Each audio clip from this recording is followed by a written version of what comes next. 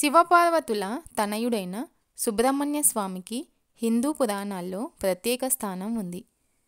కుమారస్వామి, మురుగన్ వంటి వివిధ పేర్లతో పిలుచుకునే సుబ్రహ్మణ్య స్వామిని విజయం, ధైర్యం, శక్తి, జ్ఞానానికి ప్రతీకగా భావిస్తారు. సుబ్రహ్మణ్య స్వామిని పూజిస్తే గ్రహదోష నివారణ, వివాహం, సంతాన సమస్యలన్నీ తీరుతాయని భక్తుల విశ్వాసం. ముఖ్యంగా ప్రతి ఏడాది మార్గశిర మాసంలో వచ్చే సుబ్రహ్మణ్య షష్ఠి రోజున కుమారస్వామిని ఆరాధిస్తే పట్టి పీడిస్తున్న దోషాలన్నీ తొలగిపోతాయని పండితులు చెబుతున్నారు. సుబ్రహ్మణ్య షష్ఠి రోజు భక్తులు తమ జీవితంలో ఉన్న సమస్యలను నివారించేందుకు వివిధ పరిహారాలు చేయటం ఆనవాయితీగా వస్తోంది. ఈరోజు సుబ్రహ్మణ్య స్వామిని ఆరాధించటం ద్వారా సమస్యలు తీరుతాయని, శుభం కలుగుతుందని విశ్వసిస్తారు. ఈ రోజున పాటించాల్సిన నియమాలు ఏమిటో తెలుసుకుందాం. పంచాంగం ప్రకారం ఈ ఏడాది మార్గశిర శుద్ధ షష్ఠి డిసెంబర్ 6వ తేదీ శుక్రవారం మధ్యాహ్నం 12:07 మొదలవుతుంది. మరుసటి రోజు అంటే డిసెంబర్ 7 మధ్యాహ్నం 11:05 ముగుస్తుంది. సూర్యోదయ తిథినే పరిగణలోకి తీసుకోవాలి కనుక డిసెంబర్ 7న సుబ్రహ్మణ్య షష్ఠి పండుగను జరుపుకోవాలి. సుబ్రహ్మణ్య షష్ఠి రోజు చేయాల్సిన పరిహారాలు.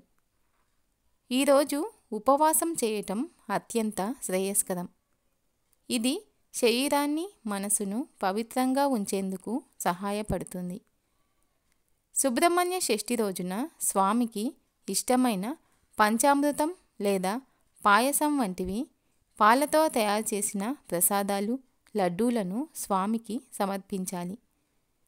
కుమారస్వామి ఆరాధనలో కావడిమాలకు విశేష ప్రాముఖ్యత ఉంది. సుబ్రహ్మణ్య షష్ఠి తిథి రోజున ఆలయాల్లో స్వామికి కావడిమాలను సమర్పించటం వల్ల శక్తి, ధైర్యం పెరుగుతాయని, సమస్యలన్నింటికీ పరిష్కారం లభిస్తుందని పండితులు చెబుతున్నారు. జాతకంలో సర్పదోషం ఉన్నవారు ఈరోజు ప్రత్యేక పూజలు చేయటం ద్వారా విముక్తి పొందుతారని నమ్మకం.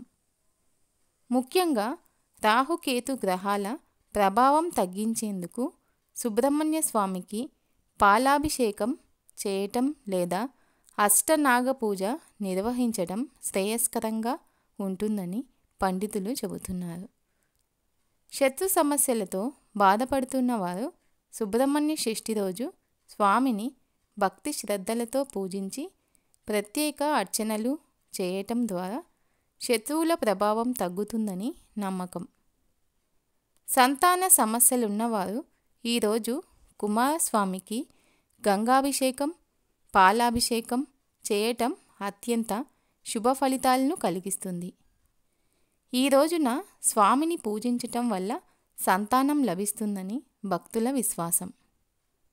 వివాహంలో ఆలస్యం ఉన్నవారు ఈరోజు స్వామి పాదాలకు తులసి దళాలు, వట్టివేరు కలిపి సమర్పించటం ద్వారా వివాహం జరుగుతుందని పండితులు చెబుతున్నారు. సుబ్రహ్మణ్య షష్ఠి రోజున స్వామి కీర్తనలు, భజనలు చేయటం, సుబ్రహ్మణ్య స్వామి మంత్రాలను భక్తితో పఠించటం వల్ల ఆధ్యాత్మిక శక్తి పెరుగుతుంది, మానసిక శాంతి కలుగుతుందని పండితులు చెబుతున్నారు.